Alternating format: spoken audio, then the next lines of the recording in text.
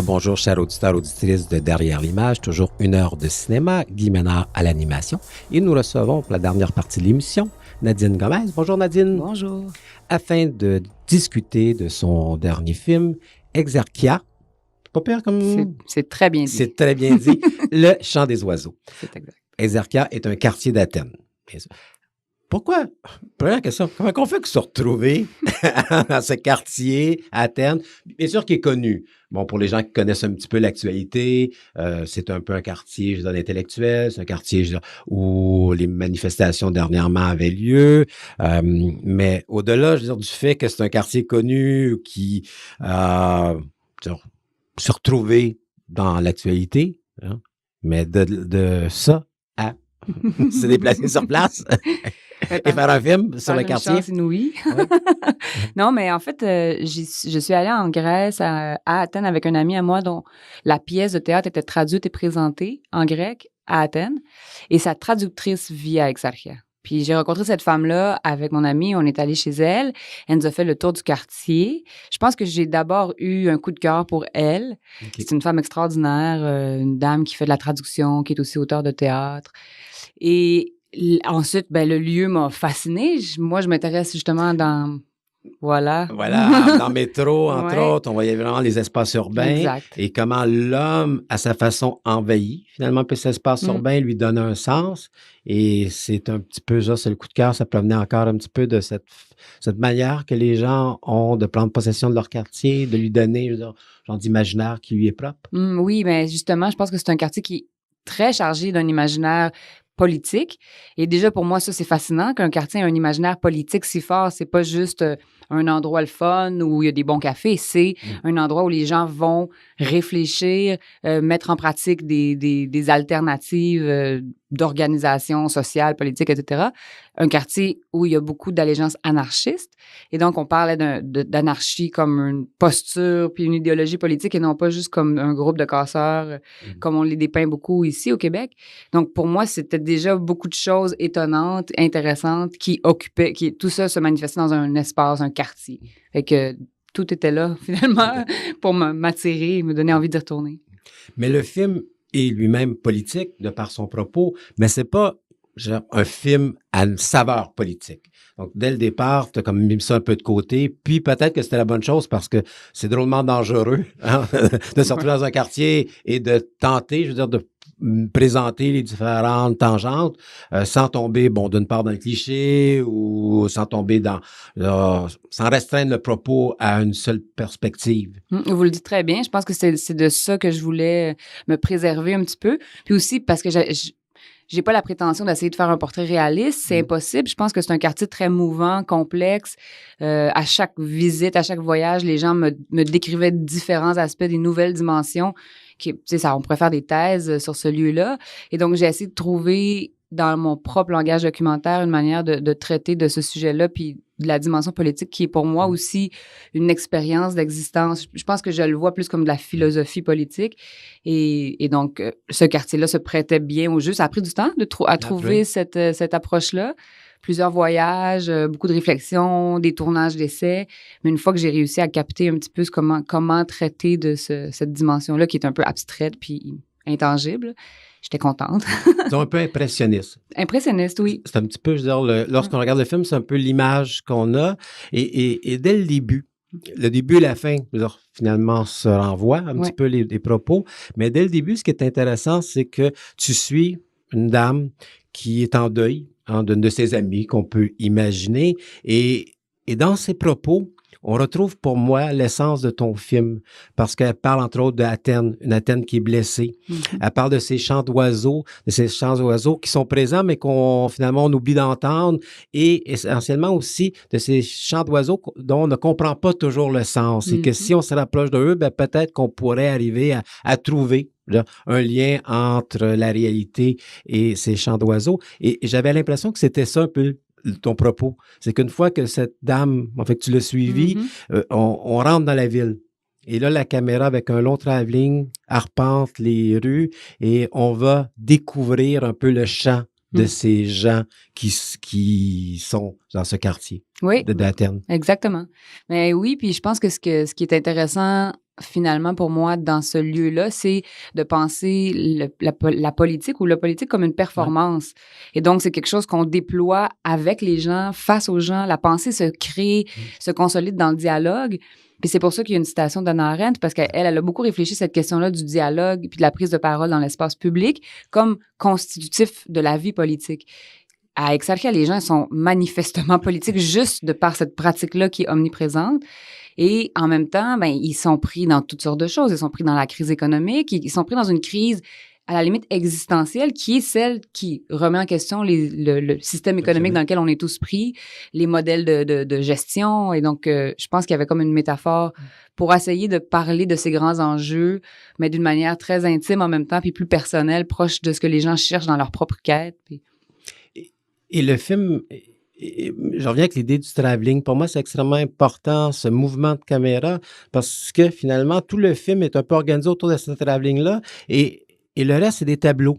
Hein, des tableaux qui nous permettent de rencontrer un artiste, nous permettent de rencontrer une dame qui travaille dans un bar, qui nous permet de rencontrer des gens qui baladent un petit peu dans la rue.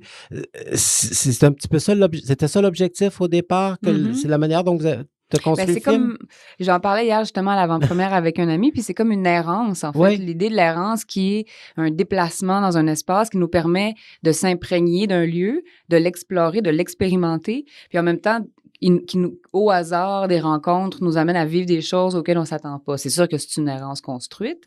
Ce n'est pas une vraie nuit. Mais en même temps, oui, puis c'était de trouver une astuce pour faire sentir le lieu sans en faire de la photographie ou des plans très convenus, qu'on le sente naturellement, organiquement. Donc, le déplacement fonctionnait beaucoup pour ça, pour sentir la place autour de nous. Puis on a l'impression un peu d'être là quand même dans le film, tu sais, de vivre une nuit dans le quartier pour vrai. Exactement. Et j'aime bien l'idée d'errance parce que pendant tout le film, on ne reconnaît pas vraiment le quartier. Pour quelqu'un qui n'a jamais été, il peut pas se situer géographiquement. Il ne peut pas savoir est-ce que c'est à l'est, est-ce que c'est à l'ouest. Au contraire, c'est vraiment une caméra qui se balade et qui essaie, et tantôt on parlait d'imaginaire, mais qui essaie de capter vraiment un instant d'un moment bien précis à travers les gens qui ont à la fois construit ce quartier-là et qui ont été construits par ce quartier-là. Oui. Mais c'est intéressant parce que c'est un peu comme une astuce pour déjouer le désir qu'on a quand on regarde du documentaire de saisir le contenu, de comprendre, de savoir où est-ce qu'on est, de qui on parle.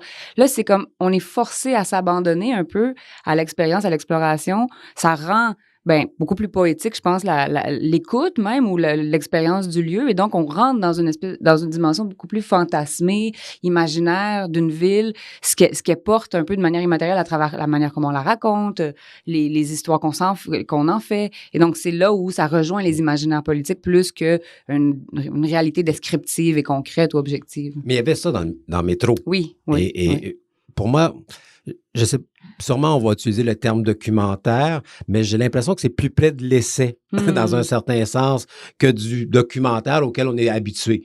En sachant bien sûr que le documentaire a plusieurs volets, plusieurs approches, plusieurs façons, je veux dire, de se matérialiser. Mais si j'avais à décrire, j'ai l'impression qu'on est dans un essai impressionniste qui veut parler, finalement, rencontrer des gens et donner la parole à ces gens-là. Merci, en fait, d'utiliser ce terme-là parce que je pense qu'au Québec, étrangement, on a mis au monde le documentaire puis on le méconnaît beaucoup. On méconnaît beaucoup les possibilités de ce genre cinématographique-là.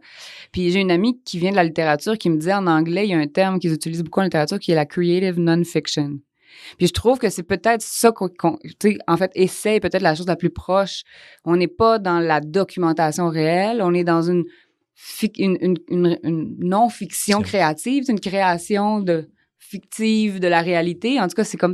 Moi, c'est vraiment le chemin que je prends dans ma pratique documentaire. C'est ce qui m'intéresse le plus. Avec un point de vue assumé.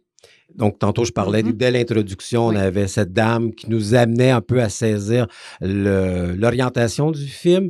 Et également, il y a un moment qui m'a énormément marqué, c'est que tu suis deux danseuses, qu'on imagine, en fait, et Et ces femmes expliquent le rapport qu'elles ont avec le sol. Comment, finalement, la façon qu'elles ont de marcher vient par les situer dans l'espace. Je me disais, tiens, encore une façon de nous ramener dans ce rapport que les gens ont avec leur quartier, avec leur sol, avec que ce soit avec un angle ici dans une pente ou que ce soit, je veux dire, sur la place publique. On est toujours dans cette volonté de un peu nous rappeler que l'individu et le quartier font qu'un. Oui, puis en fait, en fait, ce que je trouve intéressant aussi, c'est que c'est un dialogue entre le sujet même du film, donc les gens dans leur quartier, mais même un regard que je pose sur le documentaire. Tu sais, c'est comme, il y a un dialogue de moi avec eux direct. Puis j'ai fini par me rendre compte que pour moi, c'est un film très intime. C'est extrêmement intime. Ben c'est ça, c'est étrange. Mais même intime par rapport à moi, ça parle beaucoup de moi. Ça parle beaucoup de... Quand vous dites il y a un point de vue, ben assurément, mais même plus que ça, c'est un biais. C'est mon rapport, mes intérêts par rapport à, justement, le discours qu'on a sur l'occupation de l'espace, la place de l'urbain dans l'imaginaire des gens, la réflexion sur la pratique artistique, sur des questionnements philosophiques, tout ça.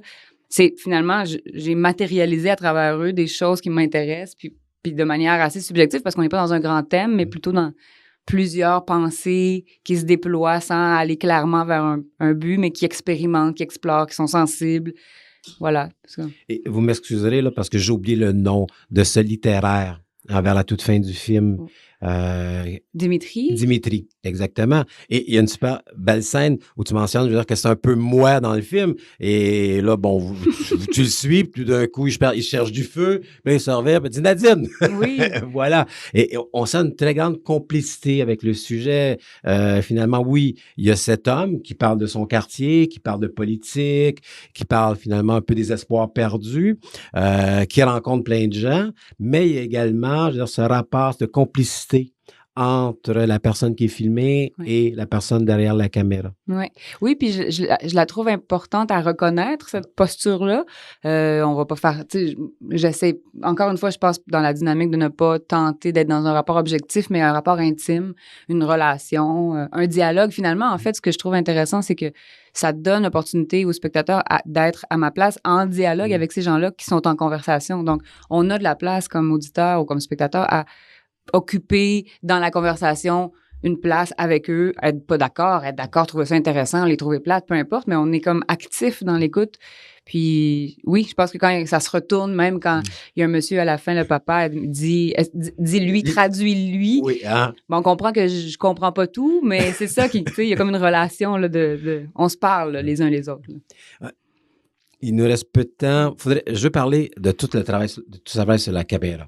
Parce que tu le mentionnais, bon, c'est fait en sorte qu'on ait l'impression que ça se passe de nuit, mais il y a tout un travail sur l'éclairage dans ce film-là. Et Dieu sait à quel point c'est difficile de tourner la nuit, de tourner dans des quartiers un peu isolés parce qu'on sent que ce quartier-là, à la fois, est isolé. Je suis pas certain que c'est toujours super bien éclairé. Donc, c'était aussi une aventure d'arriver à pouvoir trouver le bon éclairage. Bien, en fait, il est étrangement bien éclairé, En fait, c'est juste que je veux dire, il y a beaucoup de couleurs. Oui, puis on le voit à travers les graffitis. Exact.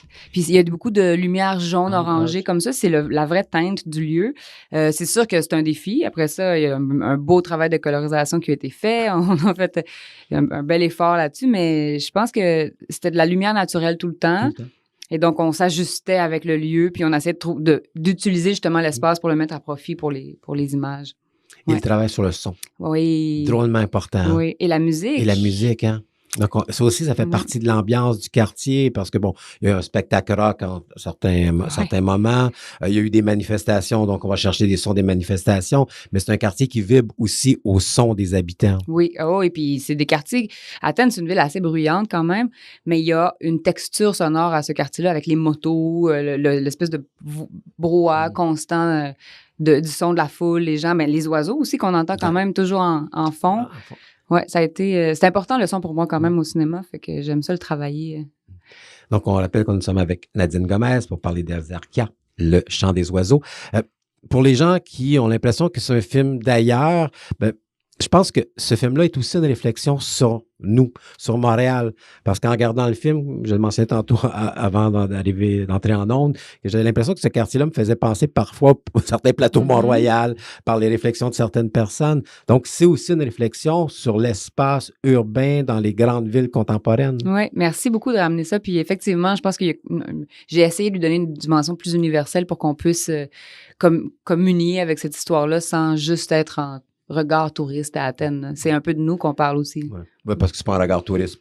Absolument pas. Donc, on rappelle que Ezerkia, le chant des oiseaux, est présenté à la Cinémathèque québécoise. À partir, oui.